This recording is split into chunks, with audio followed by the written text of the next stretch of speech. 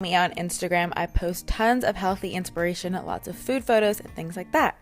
So the first recipe we are making is an acai smoothie bowl because they can be very expensive if you go out for them. I know around me they're like $12 to $15 just for one little bowl. So I'm going to show you guys how to make it for cheaper at home. So I'm using one frozen banana, really important that it's frozen banana, as well as half a cup of frozen berries. You can use raspberries, blueberries, blackberries, or any kind of berry. And the key is the acai powder as opposed to the frozen acai packs.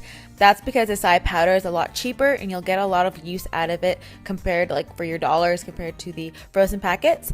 And then I'm putting in 1/4 cup of almond milk, and it's important to keep the liquids to a minimum so that you get this nice thick and creamy acai bowl and it's not like too thin and then all your toppings will just sink into it. So blend that up until you get a nice thick color. The more banana you use, the lighter the acai color will be. So if you want one of those darker ones, just use less banana and more darker colored berries like raspberries, blueberries, strawberries, and all that.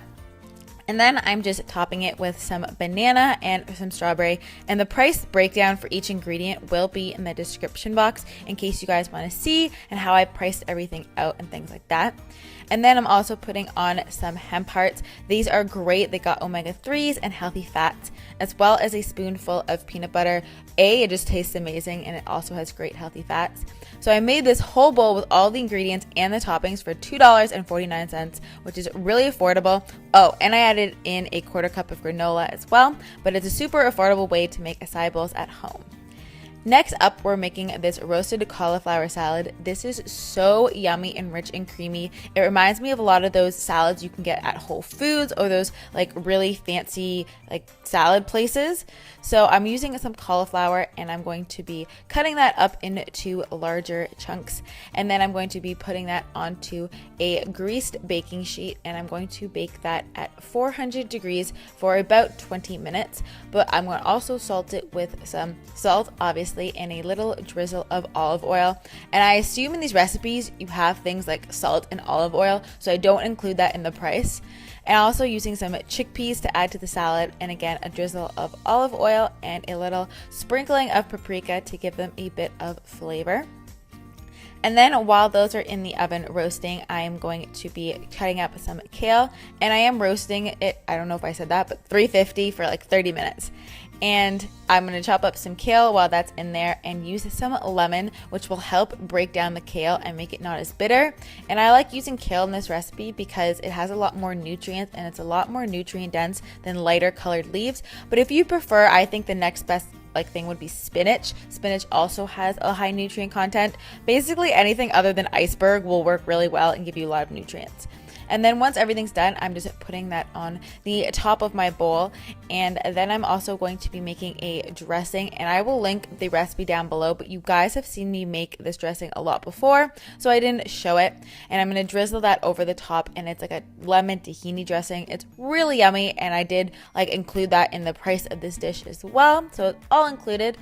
And that came out to $2.98, so just under the $3 mark. But I love the protein in this. You got healthy fats, you got lots of nutrients like kale, and it's a good thing to meal prep because kale doesn't wilt as fast as other greens. And lastly, I thought I would show you another one of my potato boat creations because sweet potatoes can be a really great cheap alternative. So I'm going to be roasting that for 50 minutes at 400 degrees. I'm just wrapping it in some tin foil. While that is cooking, or near when that's done, I'm going to be cutting up an avocado for some great healthy fats. And I just love, I know I did another sweet potato boat recipe in my last cheap recipes, but I just love using a sweet potato and then changing up the toppings and the fillings because it's a really, really inexpensive way to get in some good, healthy, complex carbs. And then I'm going to be also frying up an egg for some added protein into this as well. Once your potato is done, just push it with a fork to make sure it's soft all the way through. And you cut that down the middle and put it onto a plate.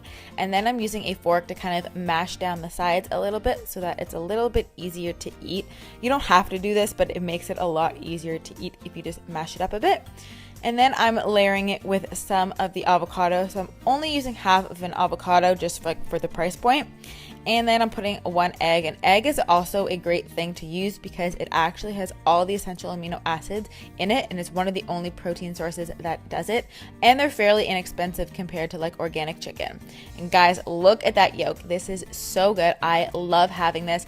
I also usually add turkey bacon, but I forgot to add it in, but I put it into the price down below. So I used 2 strips normally of turkey bacon. It tastes so good, and it's kind of like breakfast. I hope you guys enjoyed this video. If you want more like this, don't forget to leave me know in the comments